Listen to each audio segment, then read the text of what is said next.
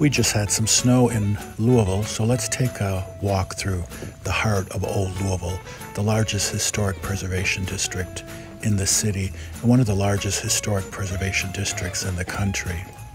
Old Louisville has some 40 square blocks of mostly Victorian mansions and homes, and it's a beautiful area for people who love Victorian architecture. Here we're strolling down the sidewalk on Belgravia Court East. This is one of our lovely pedestrian areas in the neighborhood. Traffic isn't allowed, it's only foot traffic, and this area dates back to 1891.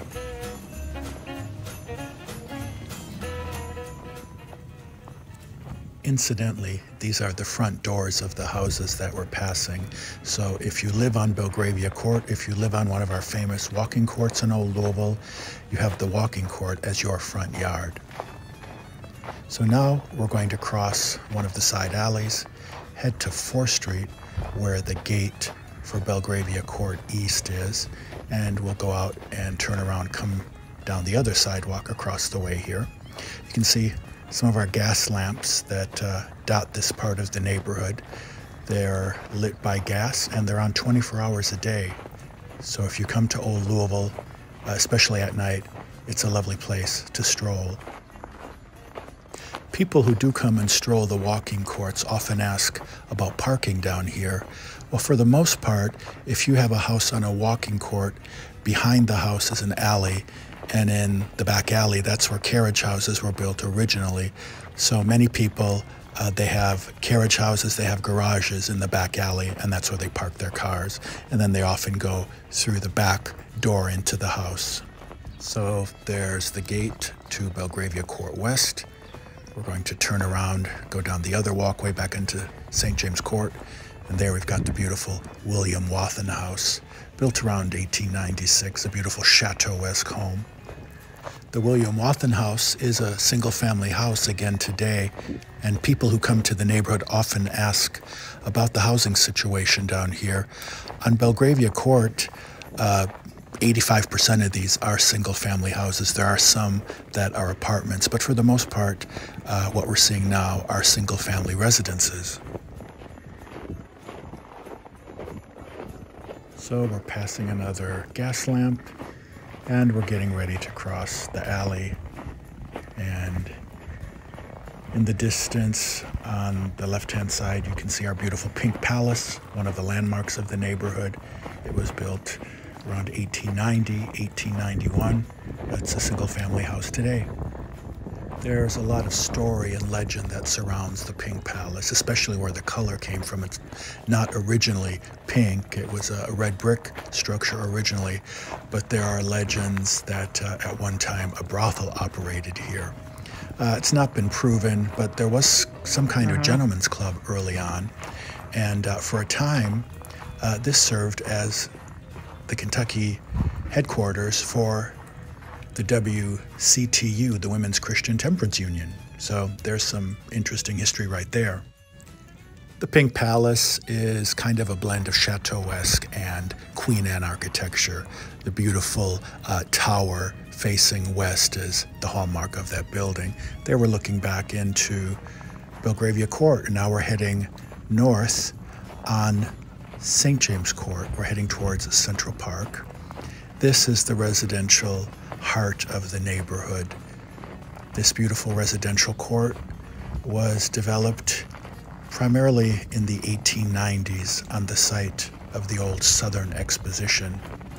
In 1883, Louisville hosted a Southern kind of World's Fair that attracted hundreds and thousands of people to the city.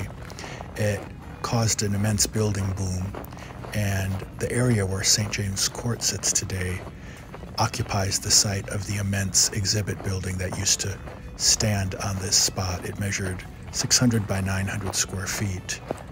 Some said it was the largest wooden building in the world at the time. The fair was supposed to last for 100 days. It ended up spreading out over 5 years, and it put Louisville on the map. When they tore the structure down, which was a temporary structure in the late 1880s, left kind of a big empty hole in the middle of all this ongoing construction in what would become Louisville's first suburb. And on the spot, they built St. James Court, a London-inspired residential enclave that would become the #1 most coveted address in the city. There we see the St. James Court Flats, built in 1897. It was a ritzy apartment house.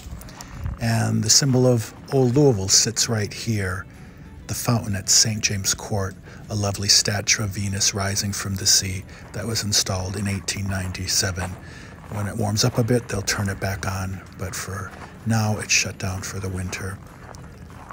There we see one of several duplexes that was built on St. James Court.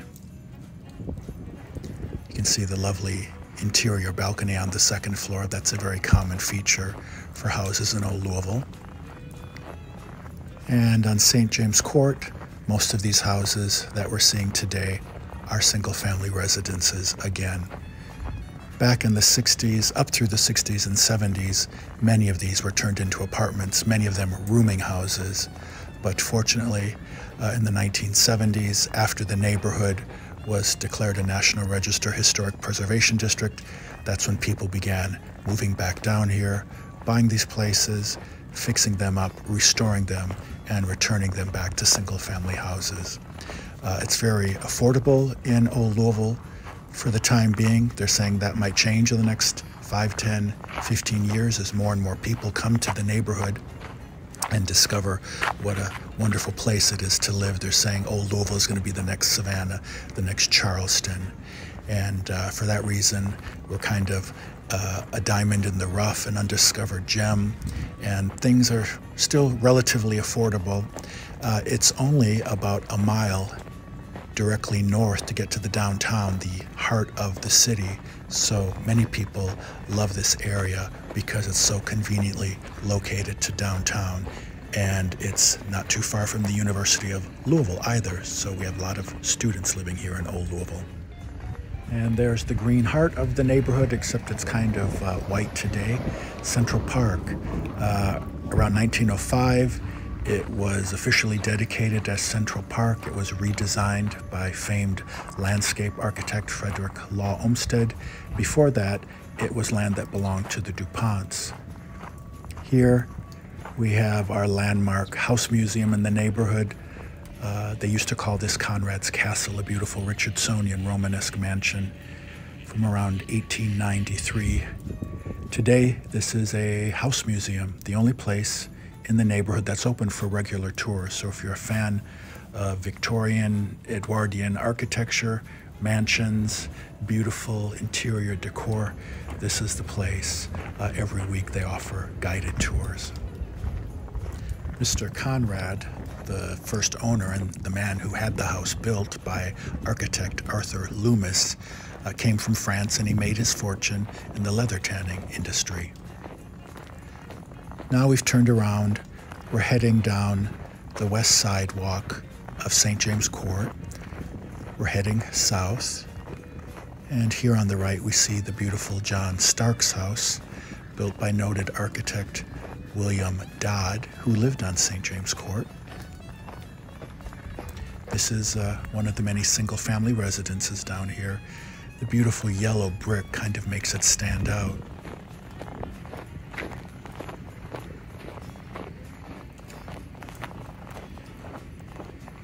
And in the middle of St. James Court, we have this wonderful grassy boulevard. The trees are kind of bare, but come in the spring, summer, fall, we've got beautiful leaves and flowers down here. There we see the Hein Briscoe house from around the turn of the last century, notable for its framed porch in Venetian Gothic terracotta arches. And here we see some of the newer houses on St. James Court from the very early 1900s. These are arts and crafts inspired houses.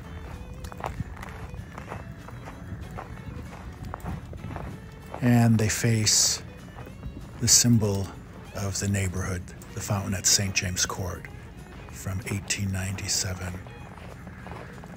With the blue shutters, we see the lovely Neo-Georgian inspired Madison K. Winehouse. He was a very noted poet in Kentucky and the first, if unofficial, poet laureate of the state. We're passing one of the many bed and breakfasts we have in the neighborhood right now. The inn at St. James Court has kind of Romanesque and Queen Anne influences.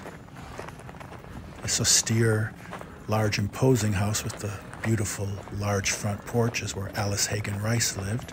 She was a very well-known author. And the house with the red shutters and the red tile roof, that's where William Dodd, the noted architect, lived. He supposedly built the house as a wedding present for his wife. They only lived here in that house for a short time before he moved to Pasadena, where he made a name for himself. And one thing you'll notice about the architecture in Old Louisville is that every house is different from the one next door. We don't have cookie-cutter houses down here. We have everything that falls under this umbrella term of Victorian architecture. We've got Richardsonian Romanesque, like this one here.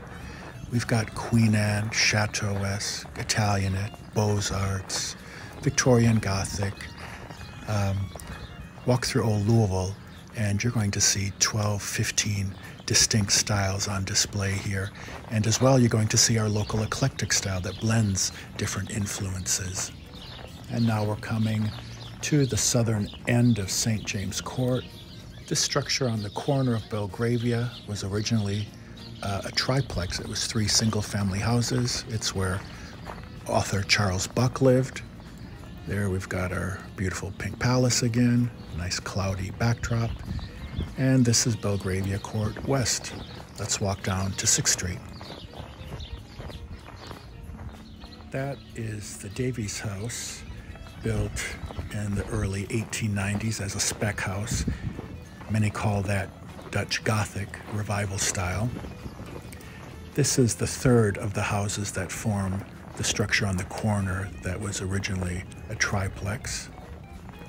The blue house is 2 single-family houses that share a wall. So back in the day, they would have called this a semi-detached house.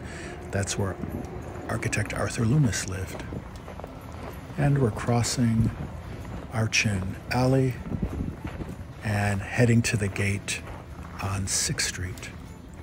Stroll through the neighborhood and you'll notice the preferred building material of choice was red brick. Most of this was locally made red brick.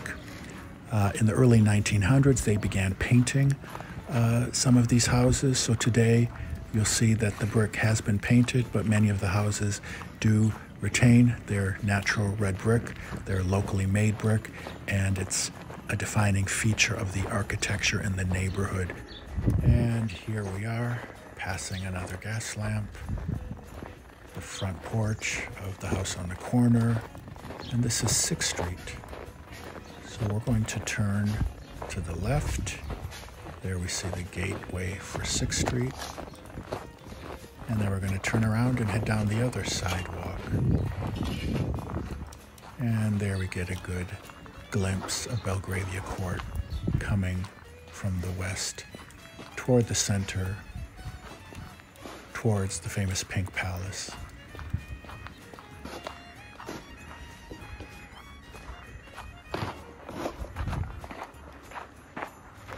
It's pretty early in the morning, so people are just now getting out and shoveling their front walks. Remember, these are the front doors.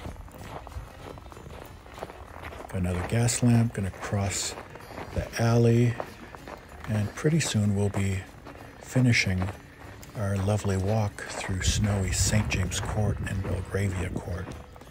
There's one of my favorite houses on the court, the Jane Hein house. Kind of has Beaux-Arts, Art Nouveau influences. There we see the triplex on the corner. The house with the dark trim, the gray trim right here, and the beautiful arch window. That's where Dr. Morweck lived. He was Kentucky's only passenger on the Titanic. He went down with the ship in 1912. And there we've got the landmark spire of the Pink Palace. Kind of anchors the south end of St. James Court. And we've come full circle, and we've completed our walk through beautiful St. James Court and beautiful Belgravia Court, east and west. Soon things will be thawing out, and there'll be lots of green leaves and flowers, and it'll be tour season again from March to November. 8 months out of the year, 7 days a week, we offer guided tours of old Louisville, America's grandest Victorian neighborhood. Come down and see us. We look forward to showing you around.